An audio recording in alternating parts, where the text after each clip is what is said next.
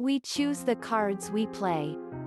One thing about life is, there would be times that we would be left frustrated. Things will happen to us that make us bitter or sad. We often don't wish for these things, but they happen anyway. However, part of living is to accept the card life has dealt with us and play the best we can out of them. We can choose to act like this great man from a distant land. The man was as successful as they come. He wasn't as rich as you would think, but he had a life a lot of people envied. The man had a wife, 2 darling children and a lovely house. He didn't make enemies. He was fair to everyone and was also kind to people and even animals. He is the sort of man you would think bad things shouldn't happen to. He wouldn't deserve it. He was just too pure a person. The man was a hard worker and he was very dedicated to his job. It wasn't his company, but he loved progress and was very passionate to see the company grow. So, the man would work extra hours and read books on strategies. He was very respected by his co-workers and the company owners relied on his counsel. The company progressed due to his ideas and it was one of the most successful companies in this distant land. However, everything came tumbling down as the Great Recession happened. Most businesses failed and the ones that survived had to lay off a lot of their staff.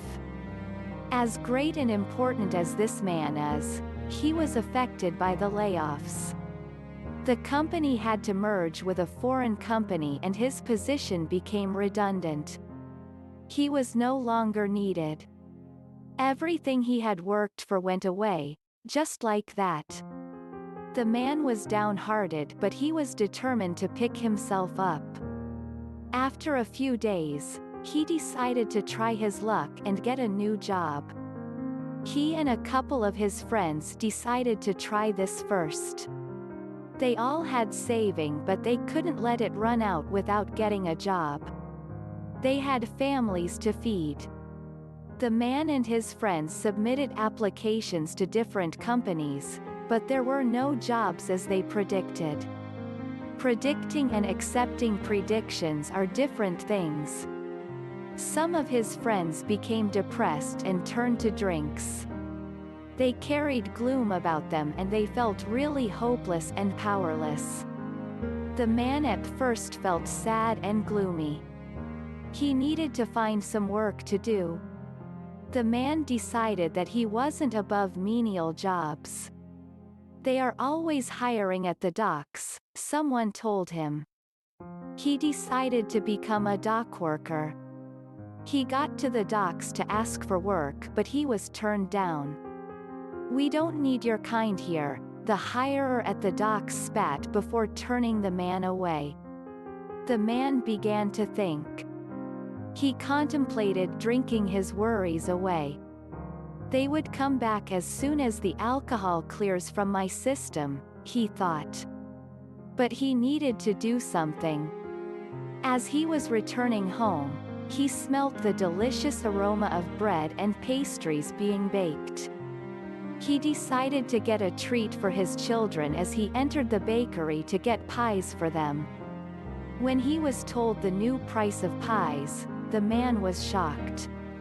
A lot of families wouldn't be able to afford pies for their children. Pies had become ridiculously expensive. As he left the bakery, an idea struck him. "Honey. Honey. Honey," he called as he got home.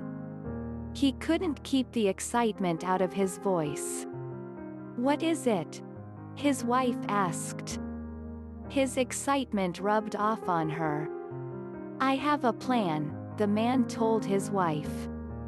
His wife was an excellent cook. She had skills some chefs didn't and she knew how to improvise. The man told her his idea of them cooking cheap pies to sell. Regular pies and other pastries were more expensive, and if they could find a way to make pies and other pastries cheaper, it would appeal to families who needed them but couldn't afford them. The man set to work. He and his wife decided renting a shop would be too ambitious. They decided to create a roadside cartable stall. The husband and wife began to work together. They created their stall and began selling. The pies and pastries were a hit. They made a lot of sales. They began to make bread too. They made a lot of money that they had more than enough to expand and get a shop. They didn't get a shop. They created more stalls. The man decided to hire his friends who needed jobs and put them in charge of these stalls. They had an agreement on how they would share the profit.